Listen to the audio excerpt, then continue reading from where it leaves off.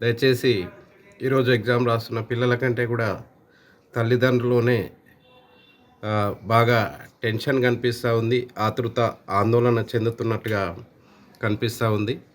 మీరు ఆందోళన చెందాల్సిన లేదండి. ఎందుకంటే మీరే ఆందోళన చెందితే మీ పిల్లలు ఇంకా వరి అయ్యే అవకాశం ఉంటుంది. ఈ ఎగ్జామ్ టైంలో వాళ్ళకు కొంత ఫ్రస్ట్రేషన్ ఉంటుందన్న మాట వాస్తవమే. ఆ ఫ్రస్ట్రేషన్‌ను తగ్గించే ప్రయత్నం మీరు చేయాలి గానీ, మీరు కంగారు పడి ఆ పిల్లల్ని కంగారు పెట్టి, ఆ పిల్లల కంగారు చూసి మీరు కంగారు పడి, ఇట్లా గందరగోళ వాతావరణంలో కన్‌ఫ్యూజన్‌లో ఉండకండి.